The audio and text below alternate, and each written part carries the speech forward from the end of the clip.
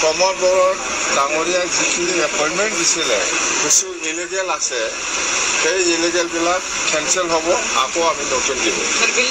BTCটো আগৰ নিচিনা গোটেই ক্ষমতাটো লৈ পেলাই শাসন কৰিব বাছ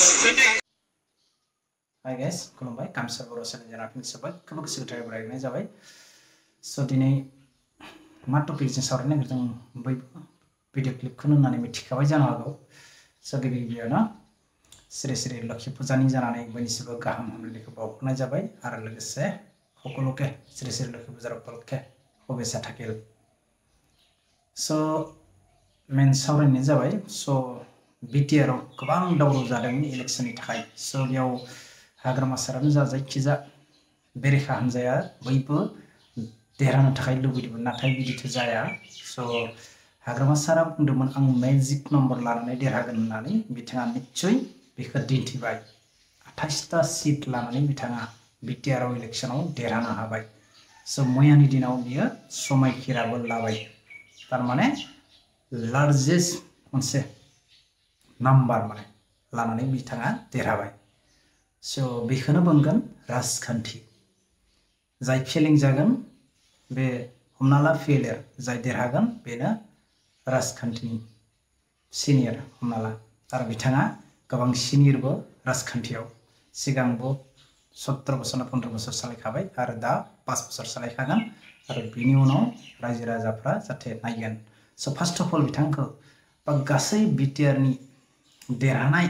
येमान जा चिफ डिपुटि चिफ गासैखौबो आंनि गोसो गोरबोजों बिथांमोनखौ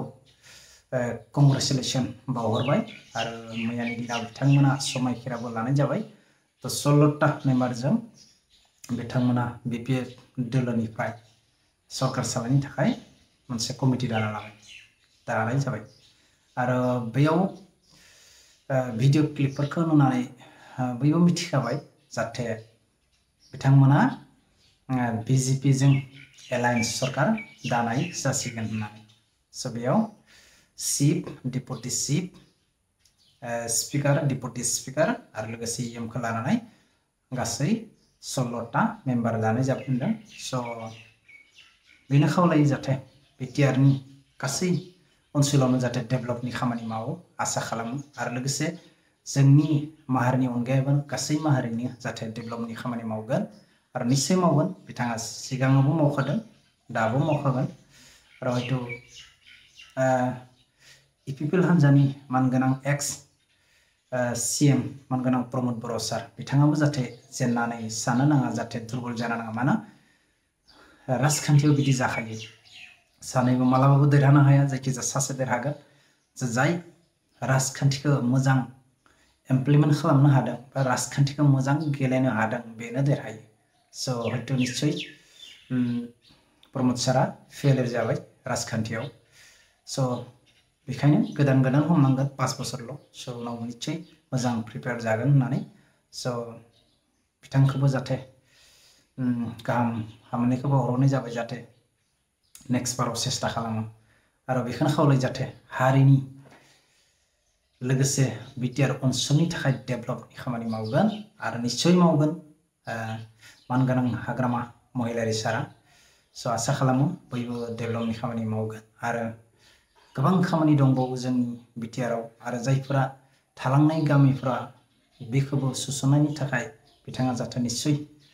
माबाफोर एजेन्डा लागोन होननानै मिजिंथिबाय स' बेखौनो बानायबाय आरो भिडिअ क्लिपखौ नुनानै मिथिखाबाय जानो हागौ हाग्रामा सारा जाहाथे जायफोरा EPPL नि हान्जाया थार्ड ग्रेड 4 ग्रेड साख्रि एपइन्टमेन्ट होदोंमोन बेखौ केन्सेल खालामनाय जासिगोन होनदों स' आं खावलायो जाहाथे बिथांमोनखौ जाहाथे जायफोरा जाखाबाय बिथांमोना जाहाथे केन्सेल खालामनो नाङा नङाबा हयथ' निश्चय नोंथांमोना उनाव बिदि एपइन्टमेन्ट होगोन आरो EPPL आबो फैगोन मालाबा देरहानोबो हानाय स' बिथांमोनाबो बिदि खालामोबा जोंनि पाब्लिकआ हेरेसमेन्ट जागोन स' बेखायनो जाहाथे माबा मोनसे मिलायनायनि जाहाथे बे साख्रि मोननायफोरखौ बिदि बोखारनो नाङा जाहाथे केन्सेल खालामनो नाङा बेखौ खावलायो जाहाथे नङाबा जोंनि पाब्लिकफोरा गोबां दुखु मोनगोन जोंनि फंबाय आब' बिनानाव आदामोना जाहाथे जायफोरा एपइन्टमेन्ट मोनदोंमोन बिथांमोना गोबां दुखु मोनगोन स' बेखौ सानै हयै जाहाथे खामानिखौ मावो आरो अलरेडि आसामनि सीएम डक्टर हेमन्त बिश्व शर्मा साराबो बुंदों मोनसे खोथा जाहाथे 16टा डिपार्टमेन्टखौ जाहाथे दिनैनिफ्राय जाहाथे बिटिआर सरकारा नायगोन स' सिगां जोंखौ डिसिफोरनो नायनो हरनाय जादोंमोन होनदों स' बेयाव मोनसे माबाफोर क्रिटिकल हाबना थाबाय नामा बे हयथ' सिगांनि बिपिएल सरकाराबो बुंबाय थादोंमोन जाहाथे 16टा डिपार्टमेन्टखौ जेरावबो हरनाय जायाखै होननानै स' दा सीएमआनो बुंखाबाय स' 16टा डिपार्टमेन्टखौ जाहाथे डिसिफोरखौ नायनो होदोंमोन होननानै स' बेयाव एसे साननो गोनां जाबाय आरोना स' निश्चय रायजो राजाफ्रा बेखौ सानगोन जाहाथे सिगांनि पावार एन्ड फांसनफोरा जाहाथे डाइलुट जादोंमोन दा आरो